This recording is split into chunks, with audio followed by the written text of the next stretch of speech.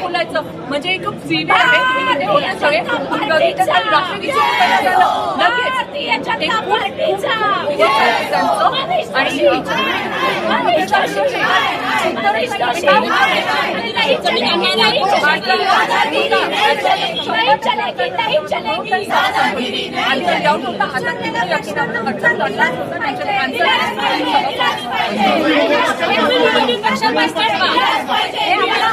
आणि ते सांगायचं आहे की जरी आम्ही सक्रिय नसलो तरी भाजपाची नेहमीच भूमिका राहिलेली आहे. कारभार पारदर्शक असणार आहे. त्यामुळे आम्ही चौकीदाराच्या भूमिकेतच काम करणार आहोत. आज तुम्ही बघितलं आमच्या लेखकांची खुर्ची खालती आल्या तर आम्ही कारभाराच्या अधिकारांसाठी बांधली दिलं नाही तर आम्ही पुढची सभा आम्ही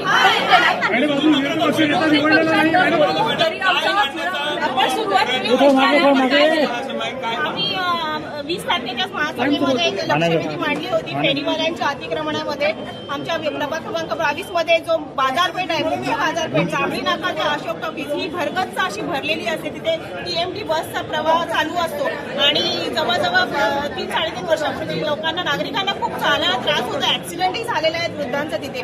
मागे फेरीवाल्यांनी मिळून चेंदणी कोळीवाड्यातल्या आमच्या एका सदस्यांना नागरिकांनाही खूप झालेल्याची घटना पण घडलेली आहे. त्याच्यामुळे आम्ही लक्षवेधी इथे मांडलेली का नागरिकांच्या समस्या आम्ही प्रचारामध्ये 4ही उमेदवार जेव्हा आमच्या प्रभागामध्ये प्रचार करत होते प्रचारामध्ये लोकांची हीच मागणी होती की काहीतरी करा या फेरीवाल्यांचं काहीतरी करा. आता जेव्हा लक्षवेधी मी मांडली महासभेमध्ये माझी लक्षवेधी पाठवली त्याच्यानंतर यांच्या कारवाया चालू झालेल्या आहेत. अतिक्रमणाची गाडी संध्याकाळी एकदा फिरते जांभळी नाक्यावरून जे आशू टॉकीज पर्यंत पोहोचेपर्यंत नागरिकांना फोन त्या फेरीवाल्यांना फोन त्यांची फोनाफोनी होतं. ते उचलतात सगळं साफ झालेलं असतं गाडी पुढे गेली का पुन्हा ते गल्लीबोळ्यातून येतात आणि पुन्हा तिथे जैसे ते परिस्थिती आहे. याच्यावर उपाय काय हाच प्रश्न आम्हाला विचारायचा होता. पण नागरिकांच्या समस्या यांना घ्यायच्याच नाहीये डाईसवर.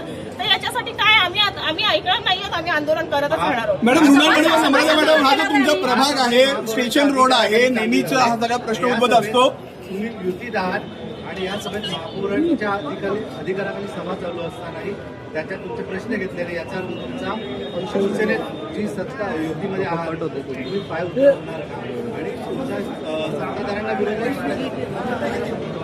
युतीतला निर्णय हे आमचे वरिष्ठच करतील. ते ज्या सांगतील त्या आदेशाप्रमाणेच आम्ही काम करतो. पण जसं मी म्हटलं की आम्ही युतीत जरी असलो तरी भारतीय जनता पार्टी हे नेहमीच पारदर्शक कारभारासाठी आग्रही राहिलेली आहे. आमची भूमिका चौकीदाराचीच असणार आणि जर या पद्धतीने आम्हाला वागवलं गेलं किंवा आमच्या प्रश्नांना उत्तरं दिली नाहीत कारण आम्ही ठाणेकर जनतेसाठी भांडतोय ठाणेकरांचे प्रश्न आम्ही विचारतोय. पण मला असं वाटतं या लोकांकडे याची उत्तरं नाहीयेत त्यांना उत्तरं द्यायची नाहीयेत. म्हणून आजची सभा 10 मिनिटांमध्ये गुंडाळण्यात आलेली आहे. त्याचा परत एकदा आम्ही निषेध करतो आणि पुढच्या महासभेमध्ये जर बोलून दिलं नाही आमचे प्रश्न घेतले नाहीत तर ती सभा आम्ही होऊनच देणार नाही हे नक्की.